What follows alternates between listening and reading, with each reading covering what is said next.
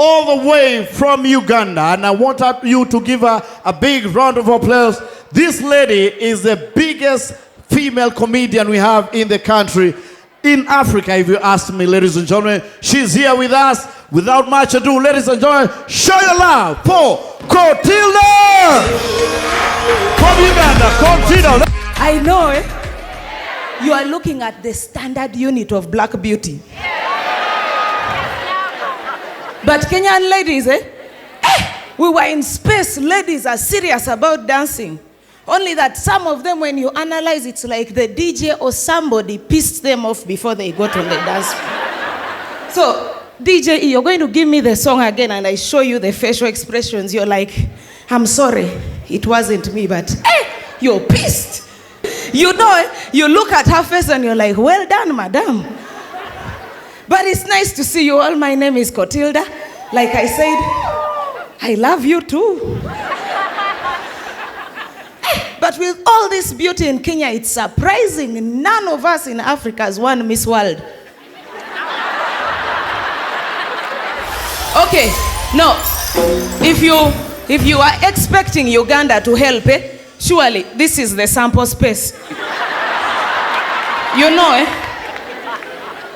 But ladies, you know, this is the one thing. All of you who are here, the comedians you're going to are extremely funny, but please, we cannot solve your problems. Everyone has problems. Like now you can see the single. When people are single, I got married recently, so when people are single, they think, man, if only I can get married. You can even see the problems single ladies are struggling with in the audience. Just analyze, you'll see who's single next to you. Some people have come here looking for rent. So if you are seated next to a gentleman and he has not yet said anything since the night started, please shift. You cannot spend all these hours in the Churchill Show and nobody is showing any progress towards you. We came here, we mean business. You know, and people are laughing. You can tell who's single. They laugh with caution. You never know who's watching. Oh my God, she's funny. Those who are laughing carelessly, they have been in relationships forever. They don't care.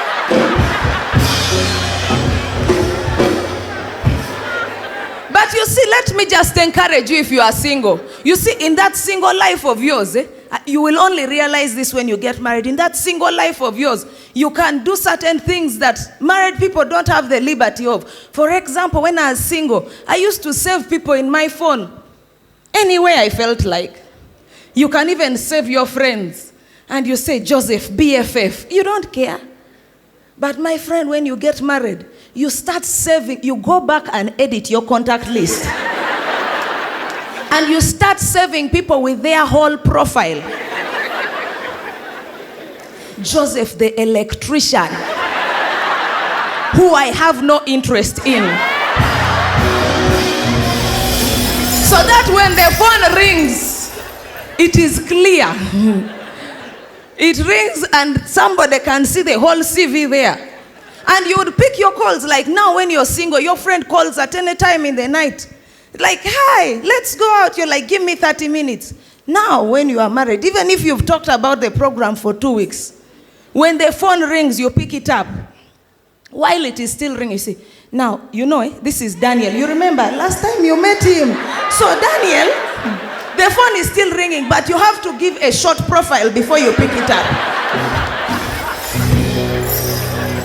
Now, you see, Daniel and I are supposed to go to Ginger, but he's coming with his girlfriend. So I will not be anywhere close to him. So, hello, Daniel, who's coming with your girlfriend?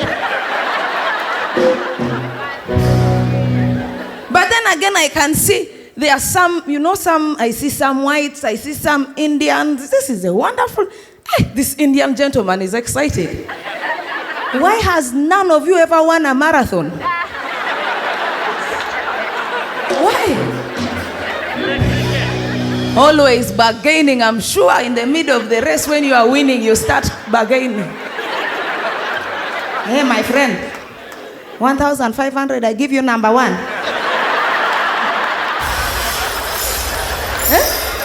But it's good to see you. The difference, you see, the difference with whites, the Indians I don't think are pretty much romantic. The difference is, no, please. It's hard to be romantic with that quantity of garlic. It's hard. It's hard. No.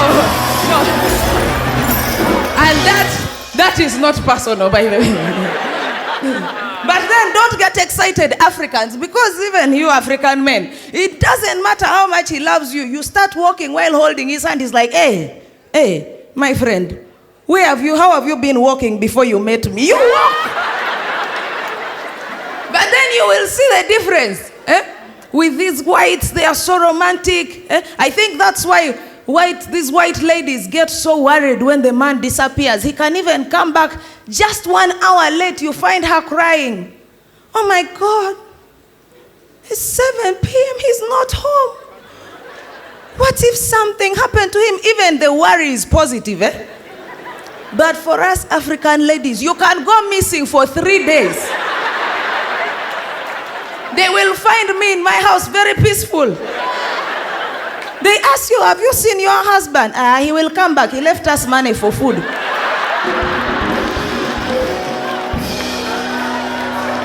And if it gets to the 3rd day and you have not yet come back, she will call you at around 8 p.m. Hey, so Daniel, this is what you have decided. If it gets to midnight, stay there. In fact, tell me where you are. You think she's going to say, tell me where you are so that I can come there. Tell me where you are. I will send your things with a border. That's why you see the difference. You can date an African man for 7 years and you wait for a proposal.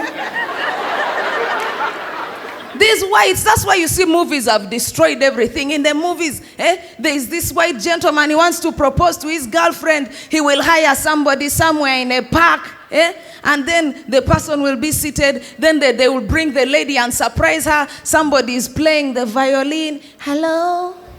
Is it me you're looking for? And then she will walk in and she will be presented with flowers. And then the man will jump out of a bush. I don't know why a bush. And then he will get on one knee. It still has to do with the problem, the names we have still. Because when they get on one knee, Chloe. But imagine a Wanjiku. Jesus. Anyway, let's stick with Chloe. Chloe. Will you marry me? And of course she'll jump, yes, I'll marry you. But my friend, an African man, 7 years, you are waiting for the proposal. One day you are just walking on the street. And then he's like, do you know what? We should get married.